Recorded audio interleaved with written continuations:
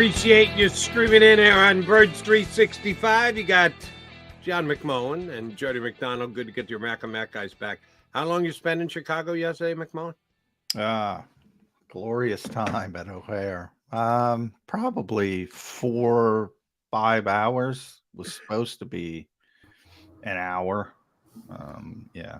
So it was raining, Evidently that stops. I lived in Minneapolis for 10 years, guys. Everything. I never worried about a flight. Awful snow. They were out there de-icing. They would get shit out. Now it rains 10 sprinkles. Oh, we got to shut this thing down. I don't know what the hell's going on, but it's bad. It's bad. It was like I was coming back from a third world country, Mike Gill. I'm coming back from Tampa. Why did you have to go from? I don't understand why you had to go from Tampa to. Isn't there's not a direct flight from Tampa to? No, there aren't a lot of, believe it or not. There's a ton to Orlando. There's, Well, I know here in Atlantic City they fly to Tampa direct every day. Yeah, and they do. They fly from Philly to Tampa. Coming back is usually you got to stop in Charlotte or. The problem is that Spirit flight from Atlantic City to Tampa. It's at a weird time to get there. It's like 4 PM, and on the way home, I think it's like 8 o'clock at night. Yeah, I mean in the off season. I don't know about now, but that's when I go to Clearwater for Philly spring training. I'm always on that flight, so I know it pretty well. I'm not like some flight savant over here, but I know that ACY to Tampa flight pretty well. Neither apparently is Johnny Mac since he's flying through Chicago. Yeah, you got to take the flight that you get. I know. What you do about it? Last night on our show, my night show, Chris Franklin was I guess on as a guest with my night host, and I guess he flew from Tampa to Miami. He was stuck in Miami trying. I said, "How the hell do you get stuck in Miami? What's going on there?" Yeah. That's what I'll never get. Flying south to go north. At least in Chicago, you go to Chicago. You're headed in the right direction. You're going north. You're not headed in the right direction. You're headed in a better direction. Exactly. Certainly not the right direction. North of anyway. Heading from Philadelphia. Anybody, by the way, this is not a political statement, and I say this to every listener here. Your candidate sucks. However, I don't care which one it is. He sucks. If anybody can solve the airline industry issues, I'm voting for that guy. Anybody.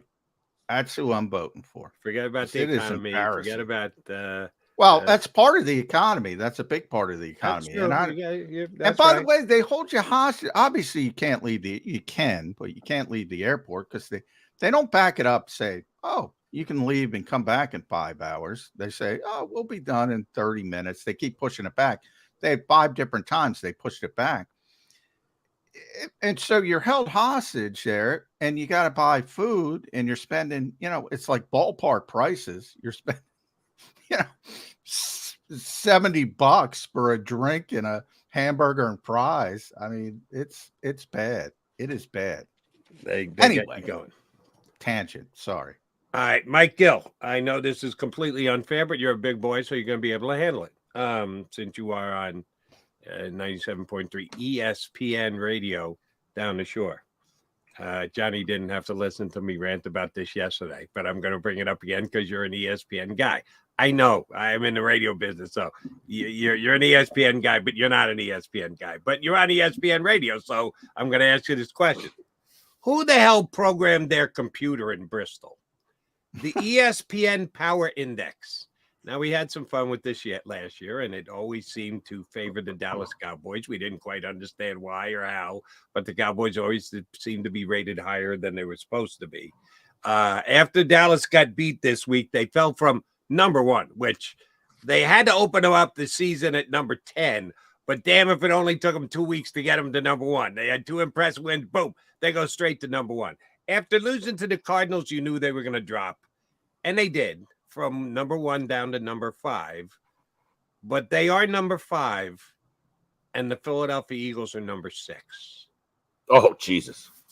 Can you? I take it you haven't checked. You don't regularly check the power index. I do. I haven't seen them for this week yet. I looked at CBS's last night. I was looking at theirs, and I think Philadelphia was 2 or 3, but 6 is egregious because I do a segment on Wednesdays called the Fine 5 Ugly 5, where I pick my 5 best and 5 worst teams. Dallas was in my Fine 5 last week. I will give the people a preview. They are not in my Fine 5 this week. And Philadelphia for me was 3 last week. I had San Francisco 1. I had Dallas 2. I had Philadelphia 3. I will say I've been accused of being a Dallas fan. I am not by any stretch. I just feel that their 53 is pretty talented. I think what we're seeing with Dallas, they're just not a mentally tough team. They're just not a winning group of guys in that team. They have a ton of talent. There's something that is not programmed correctly with that group where they're just not a mentally focused, tough team. To go to Arizona and lose that game is completely unacceptably egregious. It is embarrassing. Now, does that mean they can't pick it up and win 13 games? Sure they can. But I think that game just is an underlining message of this is their problem constantly. More talent than the others, not mentally tough and focused enough. And whatever that comes from, coaching, the players, whatever it is, they lack it. And the Eagles, on the other hand, have it. Maybe, and I'm not saying they're not talented. I think the two rosters are pretty close. I think if you look around, you would say, man, these two teams are pretty deep.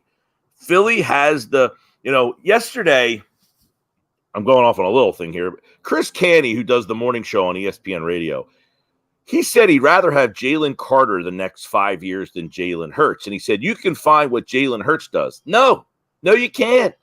You might physically be able to find what Jalen Hurts does, but the difference is what he brings to that team, Dallas lacks. And that's your difference between a really, really good team and a team that just looks good a lot of weeks. Hurts has it, Dallas doesn't. And that's why Dallas, they're going to be in those power rankings because they look flashy and they look 40-0 good sometimes. And Philly doesn't have those wins, 40-0, 41-7, 70-20. And that's why people will question them. And I think they like it like that. And Hurts is a big reason why they overcome that.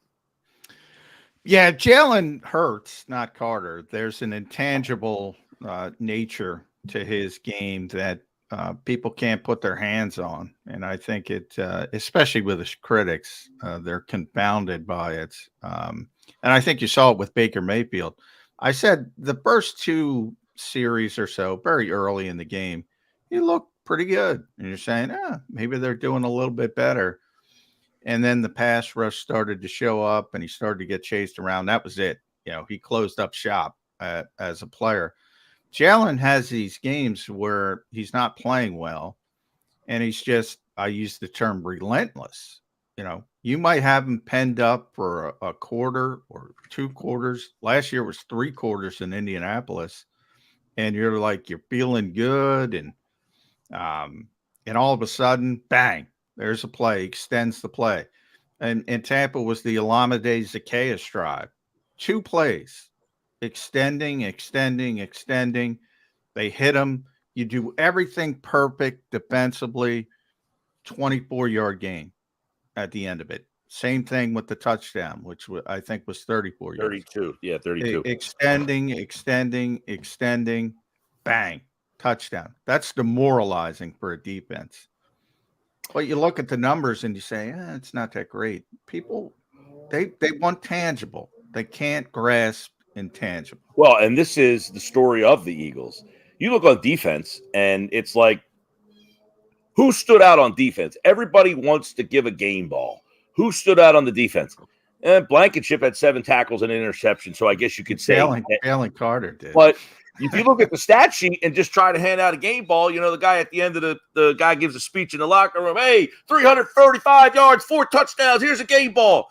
On the defensive side of the ball, there was nobody to give the game ball to, statistically speaking, But what they did collectively is what the other really good teams in the league lack. Like Dallas has Micah Parsons. But if Micah Parsons doesn't wreck the game, then what? What else do they have? The Eagles don't have Micah Parsons, but the sum of their parts can get you. And that's the difference. You know, I think you look at the Eagles defense and you're thinking, who's the star of this defense? Last year was Reddick. He was a standout. He has nothing. He hasn't showed up at all, and their defense has been this dominating.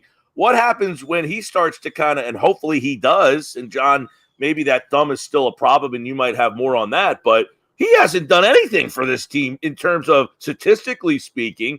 You've missed Bradbury for a week. You missed Blankenship for a week. You've missed your linebacker for a week. And here you're looking at a defense that gives up less than 50 yards rushing a game. That, to me, is the difference between what they bring to the table and these other teams. The other teams rely on one guy being the guy. The Eagles have so many impactful players that's what makes them, to me, if not the best, right in the top three right now. I don't think you needed a box score. I think all you had to do was watch that game and go, man, that guy in the middle, Carter's dominating this game. You don't need the box score for that one. If you watched it and you understand football even a little bit, yep, you know how much he meant to the Eagles defense. And he has for 3 straight games. This was probably his best game, but off the charts, good for Jalen Carter. All right, so they're 3-0, Mike. They haven't had this blowout, 3-touchdown, dominant both sides of the ball. They're pretty close to it this past week, but they, like you said, they haven't hung a 70 burger on anybody like the Dolphins have. And they seem to be perfectly fine with it. I think John and I are perfect. You sound to be perfectly fine with it. Doing a couple shows on WIP since Sunday. There's still some fans that are pointing out that they haven't hit their rhythm on offense. Jalen, 2 picks. You can't have 2 picks. It's 3 picks in 3 games. Some fans you can't win over. Patience is the virtue here, right? They haven't played their best game yet, and they're 3-0. We're looking too hard. I know that's our job. We're supposed to be critics. We're supposed to point out what isn't going right. But why would we force feed that with the 3-0 Eagle team right now? Well, it's like everything in society. I said yesterday on my show, on draft night, when you draft an offense or defensive lineman, you don't get the pop in the room. But you get the pop in December and in January and in February. When you draft a wide receiver or a running back or a quarterback, you get the camera up on the guy in the draft room. Yeah! Jets, Jets, Jets, Jets. And those teams can't get out of their own way because they can't block for the receiver to get open. They can't block for the running back to get yardage. And they can't get the quarterback to deliver the football because he's probably overdrafted. The Eagles aren't the most fun on draft night when they draft a lineman. But to me, the line is the star of the team. Yes, they have names at Brown and Smith and Swift and Goddard and Hurts. And those guys are all great. But how great are they without Mailata and Dickerson and Kelsey and Juergens and Johnson? Look, Justin Jefferson's awesome. 0-3, 150 yards every week. 0-3. Right, no playoff wins. Who cares? And if your star of the team is your offensive line, by nature, you're probably going to be a boring team. And I'm okay with that. If you come to terms and jump out of the fantasy football realm of, and Brown at 131 yards, Swift at 130 yards. And if you're not excited by that, then I don't know what excites you. But ultimately, this team is not going to be a week-to-week 70-point, 40-point. They could be if they wanted to, but they recognize who they are and what they want to be, and they are building to that point, not starting at that point. They're just kind of working their way up each week to, we're not going to show everything. We're not going to play our hand. We don't need to kind of pop the top off. And that's a microcosm of having that offensive line, that they can win in a variety of ways. Can Miami in December turn around and hand the ball off 40 times? Probably not. Can San Francisco, if need be, if someone's bottling up their attack, can Purdy throw the ball 45 times and win them a game? remains to be seen. The Eagles probably can, right? They feel pretty confident if they have to throw 45 times, they can win. If they have to run 45 times, they can win. So, yeah, I mean, this is an early stage of a team just kind of playing vanilla right now. It's pretty crazy to think about how dominant they've been, and yet they don't have a signature jump off the page type of win. Yeah, I mean, that I don't think they played well. We opened the show, Jody asked me. I don't think they played that well. And you look up, they got almost 500 yards of offense. They're holding Tampa under 100 into the fourth quarter. You had the one garbage drive. And they're never threatened, and I don't think they played well. And it's because of the two fronts, the two lines, the offensive line and the defensive line. And you're right. Keep in mind, they had a drive of 9 minutes to close that game out. I mean, theoretically, they could have scored twice in 9 minutes. They could have scored a touchdown, threw a couple passes down the field, bang, bang, scored, held Tampa Bay to a punt, got the ball back, and probably tried to score again if they so chose to. They ran the ball for 9 minutes and ran the clock out. Everything is so, I guess it's fantasy football. I don't know. I'll ask you guys. But everything is so punctuated on statistics to the point. I love them. My buddy Ed Kratz is why isn't Swift getting the ball in the fourth quarter? He kept saying, he's the hot hand. The game's over. I'm saying, you want to leave, and they have the 9-minute drive without the guy getting 130 yards. Why? Because you can. It might not be 30 yards. It might be 6 yards a clip or whatever, and they keep moving the chains, and they're trying to get the hell out of here with a team stricken with the flu with a W. But people are so stats obsessed. I'll agree with Ed Kratz without agreeing with Ed Kratz. Why does Kenny Gainwell merit this trust? Because he's been here longer? Has DeAndre Swift seemed to be a guy who is less than trustworthy? In the fourth quarter, it seems like they're giving it to Kenny Gainwell just because they trust Kenny Gainwell. Well, why over DeAndre Swift? Well, they did. They started the season. They certainly trusted Kenny more, and part of it is because they know him, they trust him, and that's developed a bond. DeAndre, because of the way he's played, that's a better question for a different week, because I think if the game was close, I think he would have been in a game. I think they were resting him in that game. And keep in mind, guys, one of the problems with Swift has been he's been hurt. So why subject him to possibly getting hurt in a game I think you have in hand? So Kenny Gainwell was a crash test dummy in that fourth quarter. No, he's now the second back. So now he closes. It's a blowout game, not a blowout. Their 2-touchdown game, as blowout as a blowout can be in the NFL. He's the second back. The second back finishes in that instance. I'm surprised more. Maybe they didn't rest him as well and put Penny in. I think it has to. I think it has to do with maybe the style that Gainwell brings to the table. If the first 3 quarters Swift was hitting you for 8 yards, and then you had a LeGarrette Blount type of back pounding you in the fourth, wearing you down, we might be more, hey, that makes sense. But because Gainwell is perceived, he's not a big physical back that's wearing you down, we're like, well, why is he getting these fourth quarter touches? I think if his style was different, we'd probably understand and accept it more. It's almost that Gainwell.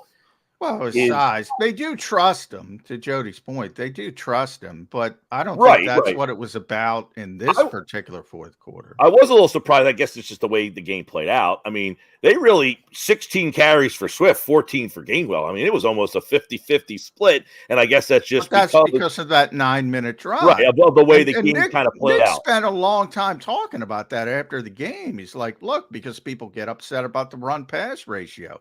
I tell Jody all the time, tell me what the score is in the fourth quarter, and I'll tell you what the run-pass ratio. Nick was explaining that. He's like, look, we had a 9-minute drive. Yep. I mean, that's what you're trying to do. Get the hell out of there with a win.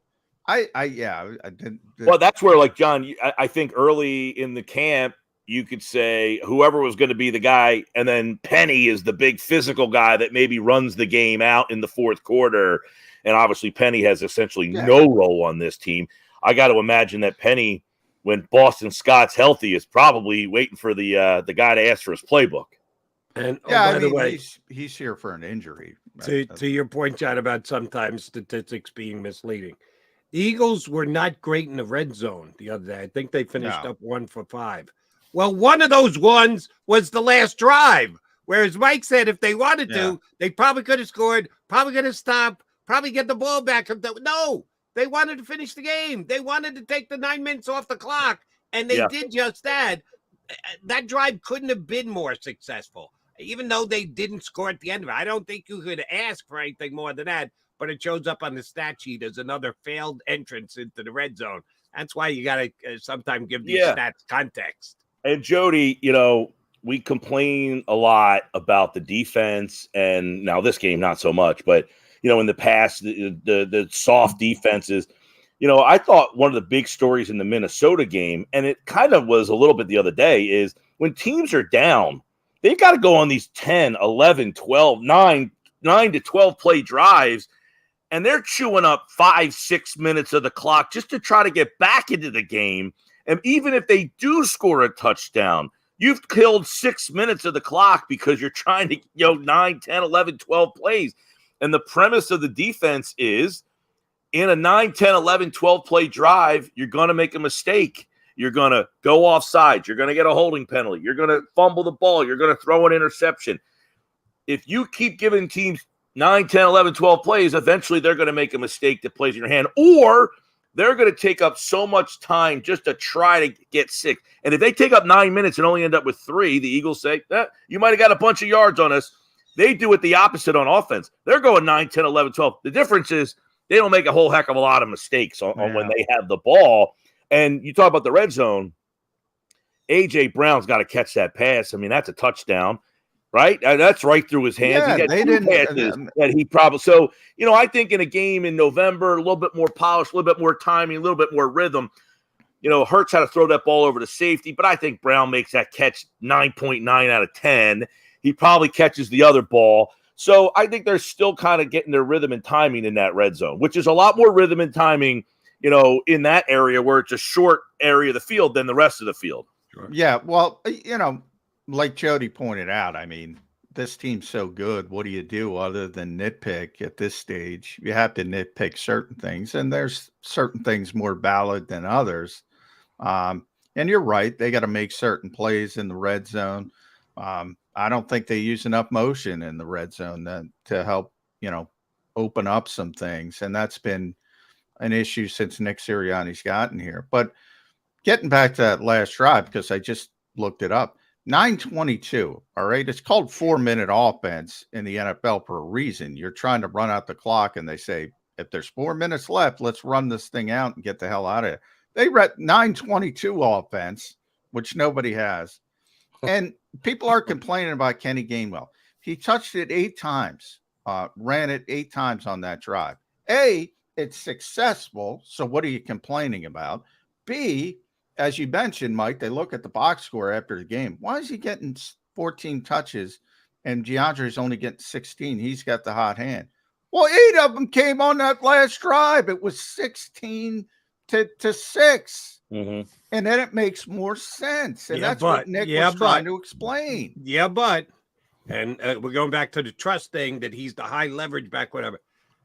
That 4th down call in the red zone, first possession of the game. What the hell was that? That was terrible. Well, what are you going between the tackles with Kenny Gainwell? I know they love their offensive line, and well, they should. But you haven't established dominance yet, and you're going to go for it on 4th down, and you're going to do a dive with Kenny Gainwell there? I'm sorry, that's just a flat-out bad play call, John. Well, they do think he's their best short yardage back. And to Mike's point, he doesn't, people don't think of him as a short yardage back because of his size. And maybe that should be Penny's role, or maybe people projected that to be Penny's role, and it's turned out to be his role. So that stuff is valid. Should he be in that position? Probably not, but they think he's their best option for that particular position. And maybe you do call something else. And the play calling is about, if the offensive line executes on that play, which they usually do, they probably get the first down and nobody's talking about it. So again, play calling's results, not that's a bad play call. It's a bad result. Was it a bad play call? I don't know. With that offensive line, that's what I would do typically. And if that's my mentality, that's the Eagles' mentality. They're going to get it more often than they don't get it, and they're going to have the advantage over the large sample size. That's their philosophy. But I trust that offensive line. I can't blame them for trusting that offensive line. That doesn't mean they're going to be 100% perfect. Nobody's 100% perfect. But it gets back to the whole point. And Mike, I think I said this on your show, and I said it today. Every NFL GM should replicate what the Eagles are trying to do. Easier said than done. But, and here's how I describe it. If you think you have a good offensive line or a good defensive line, and you're feeling back and you're kicking back in your chair and you're a GM and saying, I'm done. Now take another one. That's when you take another one. That's when you take another one. To the point where I go, with this defensive front, I guarantee the Eagles aren't happy with their offensive line because they're not as deep as they typically are. They're going to take another one next year. And people are going to be pissed out about it. And I'm talking about premium draft picks. People are probably going to be pissed off about it because there's going to be a receiver there or a back there, and they're going to be pissed off about it. With this defensive front, I look at it and say, I mean, they don't even have enough time for these guys, enough reps to play for these guys, but they keep taking them and they keep adding them. And it's amazing to me that people don't replicate what the Eagles do. Well, it goes back to what I said earlier about draft day. It's better to be boring on draft day. Look, I mean, Minnesota is the poster child. Jefferson might break a record this year, and Kirk Cousins might break Peyton Manning's passing record this year, and they're 0-3. You can have the fantasy stats and all the stats, and this receiver's this and that. That's if it's 0-3, it's not getting it done, and they can't get it done on the offensive line. That team for years. The Giants can't get the offensive line fixed for years. Philadelphia, people complaining because it doesn't look pretty. Their offensive line keeps getting it done, and they can do it in a multitude of ways. We're going to be talking. I mentioned this on your show as well. We're going to be talking about Cam Jurgens. We're going to be talking about another heir apparent to Jason Kelce at center because Cam's going to be so good at right guard. Right. People are going to say, oh, you can't move him. It's unbelievable. I imagine in 4 or 5 weeks, I'll be sitting in this window here and we'll be talking about, holy mackerel, they threw for 360 yards and 3 touchdowns. And, they got everybody involved in the game. I feel like they can pick and choose how. Yeah, that game will come. I don't know when, but it will come. I just hope it doesn't come against the Dolphins when the Dolphins throw for 400 yards and 5 touchdowns. It could be that kind of a game. All right, Mike Gill, I'm going to ask you to make a prediction. I'm going to give you my opinion, which will probably attempt to influence your opinion. John is singing the praises as well he should of the Eagles' defensive line, that they have been dominant through the first 3 games. Take another one, Howie. All right. If I were to rate the Eagles' defensive linemen to this point on their level of play, I'm not pro football focused, but I have my own 2 eyes, and here's how I would rate them. The top 6 Eagles defensive linemen are 5 defensive tackles. Carter, Davis, our veteran stud star Fletcher Cox, Milton Williams, and Marlon Tuipulotu, who got the only clean sack by himself in the game the other day. Eagles had 2 sacks. Marlon had 1 of them.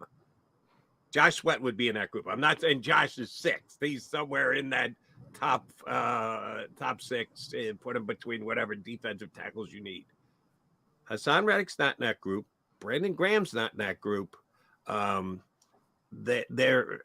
Smith finally got on the field. Was glad to see Nolan make a play the other day. They snuck him in for a couple of snaps. I was very happy to see that. And oh, by the way, Derek Barnett's still on the team. Although you might not have noticed. So who are going to be the star guys? Is there anyone who's going to step up, not named Josh Sweat, on the outside, on the edge, who's going to have a big game for the Eagles this week?